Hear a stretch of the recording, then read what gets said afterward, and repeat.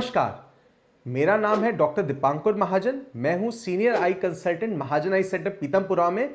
और आज हम थोड़ा बात करेंगे आंख में डलने वाले लेंसेज, इंट्राओक्युलर लेंसेज के बारे में, जो कि कैटरैक्ट सर्जरी, मोतियाबिंद के ऑपरेशन के बाद आंख में डाले जाते हैं। हमारे पास आमतौर पे पेशेंट आते हैं जो ये पूछते हैं कि हमें आंख में कौन सा लेंस डलवाना चाहिए या हमारे लिए बेस्ट लेंस कौन सा है, या फिर वो हमें डिफरेंट ब्रांड नेम्स बता के लेंसेज के बारे में जानना चाहते हैं। ये वीडियो आप लोगों को हेल्प करेगा एक बेसिक आइडिया लेंस के बारे में समझने के लिए। इस वीडियो में हम सिर्फ बेसिक्स के बारे में बात करेंगे ताकि लेंस का कंसेप्ट आपको क्लियर हो। सबसे पहले हम इसकी शुरुआत करेंगे आंख के बारे में जानने के लिए। हम आएंगे आंख के नॉर्मल स्ट्रक्चर पे। आंख में सबसे आगे होती है पुतली, पुतली के पीछे होता है लेंस और सबसे पीछे होता है रेटिना। पुतली, कॉर्निया और लेंस का काम केवल लाइट को रेटिना पे फोकस करना है। रेटिना होता है जिससे हमें एक्चुअल में विजन आता है। कैटरैक्ट, मोतियाबिंद के दौरान आंख में जो लेंस होता है वो पारदर्शी से अपारदर्शी हो जाता है, जिसकी वजह से हमें लेंस निकालना पड़ता है। क्योंकि ये लेंस हम निकालते हैं तो इसकी पावर को कंपनसेट करने के लिए, जो पावर से लाइट को फोकस कर रहा है वो कंपनसेट करने के लिए हमें इसमें एक आर्टिफिशियल लेंस डालना पड़ता है।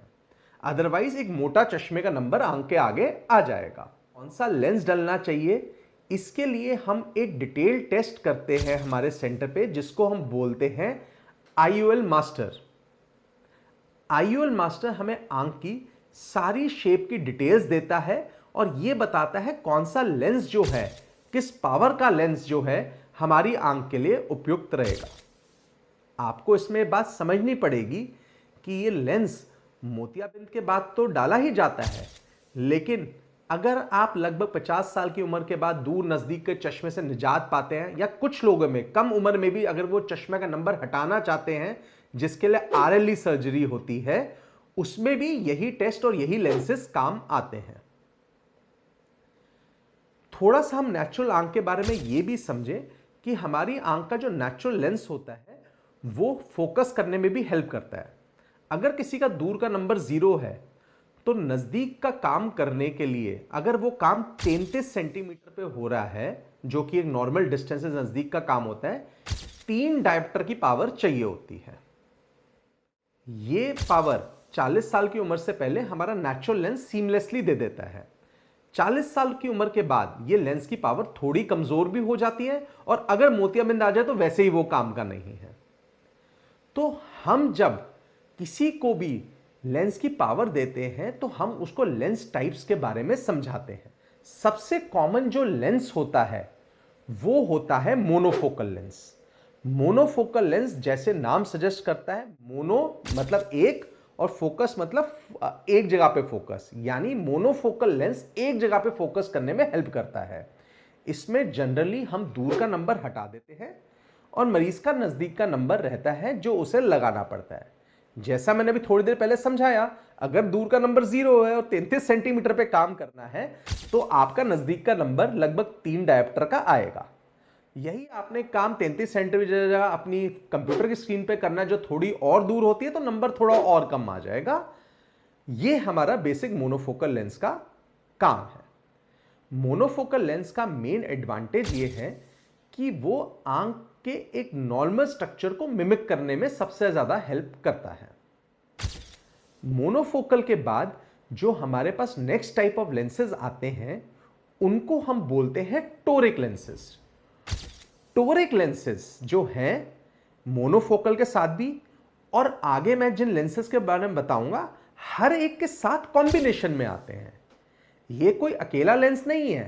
तो हमारे पास मोनोफोकल टोरिक लेंस भी होते हैं, और आगे जो हम मल्टीफोकल और ईडॉफ के बारे में बात करें उनके भी टोरिक वर्जन आते हैं, multifocal toric and EDOF toric. Toric lens का एक बेसिक पर्पस है, अगर आपकी आंख में सिलेंड्रिकल पावर है वो उसको काउंटर करने में हेल्प करता है। सिलेंड्रिकल पावर ऐसी पावर होती है जो आंख में हर डायरेक्शन में नहीं होती है, वो एक एक्सिस में होती है। इसकी वजह से ऐसी आंखों में अगर हम मोनोफोकल लेंस लगाएं, उसके बावजूद दूर का थोड़ा बहुत नंबर एक डायरेक्शन में रह जाता है, जिसके कारण इमेज में हल्की ब्लरिंग आ सकती है। आज के दिन में अगर समझा जाए, हर 3-4 में से एक पेशेंट में हमें सिग्निफिकेंट सिलेंड्रिकल नंबर मिल जाता है, जिसको काउंटर करने से हम विजन को फर्दर बढ़ा सकते हैं। तो टोरिक लेंसेज जो हैं हर एक मॉडल में अवेलेबल है और उनका काम केवल सिलेंड्रिकल नंबर को हटाना है, उनको काउंटर करना है, उनकी डिपेंडेंस मिनिमाइज करना है। मोनोफोकल और टोरिक लेंस पे बात करने के बाद अब हम बात करेंगे मल्टीफोकल लेंसेज के बारे में। मल्टीफोकल लेंसेज ऐसे लेंसेज होते हैं जिनपे जैसा नाम बोलते हैं मल्टीपल पॉइंट्स बनते हैं फोकस के। तो हमारे पास बाइफोकल लेंस होते हैं जो दूर के साथ नजदीक का काम भी करा देते हैं। ट्राइफोकल लेंसेज होते हैं जो दूर, इंटरमीडिएट यानी कंप्यूटर वर्क और नजदीक का काम भी करा देते हैं। जैसा अभी मैं 2 मिनट पहले आपको समझा रहा था कि दूर का नंबर भी 0 कर देते हैं, जो नजदीक 33 सेंटीमीटर पे 3 नंबर का चश्मा चाहिए उसे भी काउंटर कर देते हैं, और कंप्यूटर के लिए लगभग जो 1.5 नंबर का चश्मा चाहिए होगा उसे भी काउंटर कर देते हैं। इस चीज को अचीव करते हैं लाइट को डिफरेंट भाग में बांट के। क्योंकि लाइट को डिफरेंट भाग में बांट देते हैं, इनसे थोड़ा सा लाइट का लॉस होता है, तो अंधेरे में रोशनी थोड़ी कम लग सकती है और रात को गाड़ी चलाते समय सामने से आती हुई लाइट के आसपास घेरे दिखाई दे सकते हैं या लाइट फैली हुई दिखाई सकती है। लगभग 5-10% लोगों में ये लाइट रात के समय स्पेशली इतनी बुरी तरह फैल सकती है कि ड्राइव करना मुश्किल हो जाता है। ये 5-10% लोग कौन है ये तो किसी को प्रिडिक्ट नहीं कर सकता, कोई प्रिडिक्ट नहीं कर सकता। लेकिन अगर आपकी नाइट ड्राइविंग काफ़ी है तो ये लेंसेज अवॉइड करना ही बेस्ट रहता है। अब हम बात करेंगे लास्ट लेंसेज के बारे में, जिनको हम बोलते हैं ईडॉफ लेंसेज। ईडॉफ लेंसेज का मतलब होता है extended depth of focus. Depth of focus एक हमारा ऑप्टिक्स का कंसेप्ट है जो ये बताता है कि अगर हमने एक चीज यहां पर पकड़ी हुई है और दूसरी चीज उसके थोड़ा आगे है, तो ये जरूरी नहीं है कि हमें दोनों चीजों में से सिर्फ एक ही चीज क्लियर दिखाई दे। हमारा आंख का नेचुरल जो प्यूपिल होता है वो छोटा होके एक ही समय पे 2 ऑब्जेक्ट्स जो आगे पीछे है उनको फोकस करने में हेल्प कर सकता है। इससे बोलते हैं एक्सटेंडेड डेप्थ ऑफ फोकस।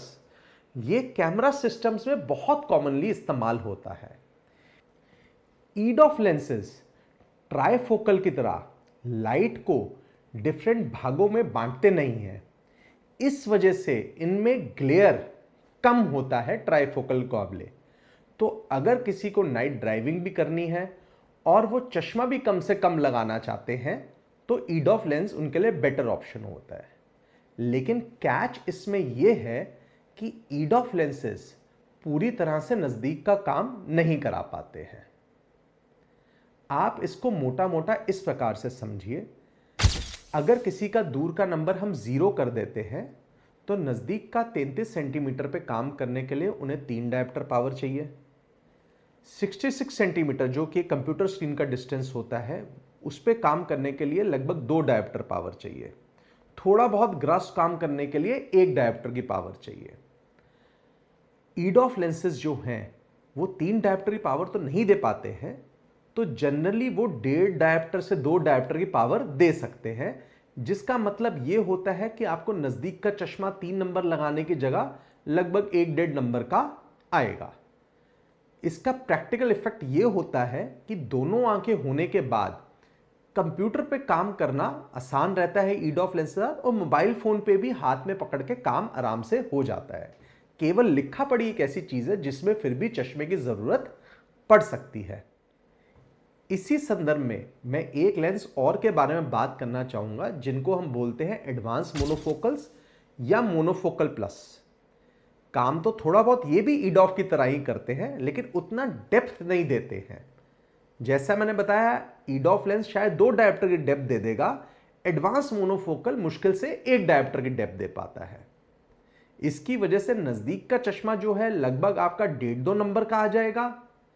लेकिन अगर आप दोनों आंखें करा लेते हैं और चीजों को थोड़ा दूर पकड़ ले तो लगभग पूरे आर्म लेंथ पकड़ने के बाद दोनों आंखें बोले मोबाइल फोन का काम काफी हद तक हो जाता है, जो कि आज के दिन में एक बहुत बहुत बहुत जरूरी चीज है।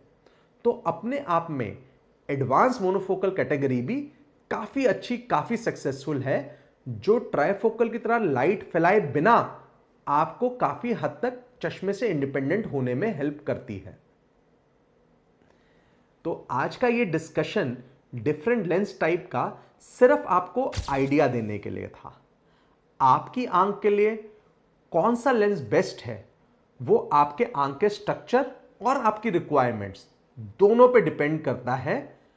वो आपको डिटेल में आपके डॉक्टर या काउंसलर बताएंगे ही बताएंगे, और हर चीज आपकी आंख की मेजरमेंट्स होने के बाद ही डिटेल में समझाई जाएंगी। लेंस की चॉइस इस बात पर भी निर्भर करेगी कि आंख में बाकी स्ट्रक्चर कैसा है, और कोई बीमारी तो नहीं है, क्योंकि बाकी बीमारियां आपके रिजल्ट को इफेक्ट करेंगी।